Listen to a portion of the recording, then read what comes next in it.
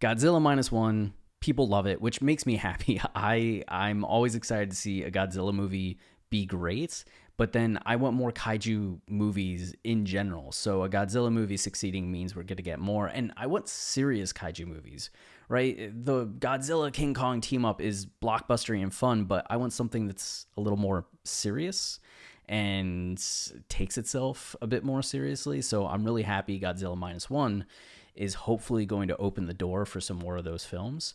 And with so many people loving it, I wanted to dive into a couple things that might help you appreciate the movie on a deeper level, right? One is on the more personal micro level of just Shikishima's journey, but then there's a broader political statement that's being made throughout the movie that we're going to talk about. So on the first level with Shikishima, that journey starts with the kamikaze run that he abandons and concludes with the kamikaze run that he completes, right? So you have that arc of going from fearful and cowardly to finding that strength and what it takes to get him from point A to point Z in that journey, and the emotions that he deals with along the way. And you have Godzilla appearing, right? He abandons his mission, is on the island. Godzilla appears, slaughters the engineers, and he feels such guilt, especially because he was in his plane and there's the 20 millimeter gun and he could fire, but he doesn't. But we know that gun wouldn't have done anything to Godzilla. Like, we know, he knew, but he still feels guilty that he didn't do anything. And that dovetails, that's a very small thing, right? But that dovetails with the bombing of Tokyo that he returns to, and the fact that he abandoned his mission and his neighbor blames him for that causing the bombing of Tokyo or not preventing the bombing of Tokyo. So you have this little connection between what happens on the island as a microcosm of the larger devastation that we see in Tokyo. And that doubles again when we see Godzilla come to Ginza and attack. And that recreates the atomic bombs that the US dropped. So you have these levels that are going on there, but Shikishima's journey, when he gets home, he's dealing with the survivor's guilt, which is a lot like imposter syndrome, and he feels the burden of these engineers who didn't make it back from the island because of him, he believes. And that's all pretty obvious throughout the course of the movie, right? We get that line that my war is not finished, and then at the end, Noriko asks him, is your war finally finished? And he's crying, yes, yes. But that's what keeps him at arm's length from Noriko and Akiko throughout the movie, is he's feeling this guilt, this burden, this cowardice, and has to overcome that by doing battle with Godzilla. So that's all on the first level. But on the second level, the larger political level, what's the difference between Shikishima abandoning his mission at the start versus completing his mission at the end? At the start, he's just told by the government to go fly this plane and die. And he doesn't want to do that because what's the reason for it? The war is ending. The war is over. You even have that moment where one of the engineers comes up to him and is like, psst, I know you're faking that something's wrong with your plane, but I agree with you. Like, this is wrong. Great.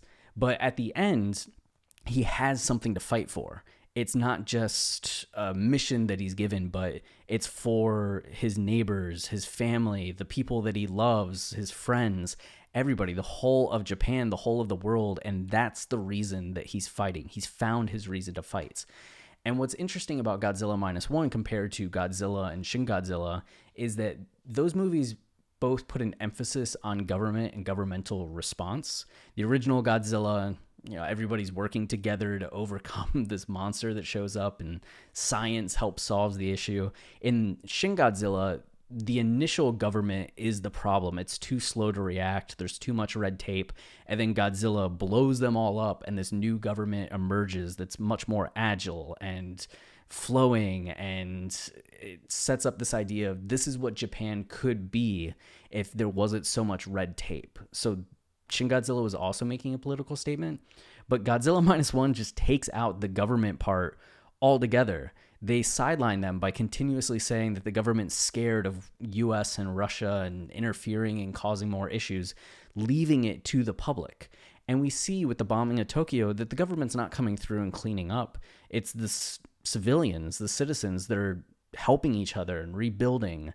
And then when it comes to defeating Godzilla, it's not the governments, it's the civilians that are rallying together and putting together a plan and fighting. And they get some decommissioned boats to help them.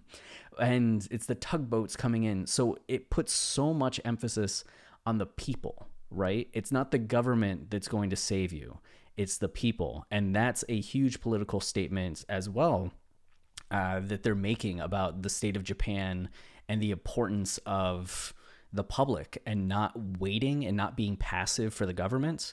It seems Yamazaki, who wrote and directed this movie, really wanted to inspire people to say, hey, you can rise up and do something about the problems that you see. They might not be Godzilla sized, right? But if you want to make a change, if you want to make things better for your community and the people you care about, take action, right? Take action. So it's cool that this movie is not just, a creature feature, but is saying something about grief and guilt, and then saying something about community and government and motivation. So a lot of cool things going on that make this above and beyond just your normal blockbustery creature feature, which is why I think it's resonating so strongly with everyone.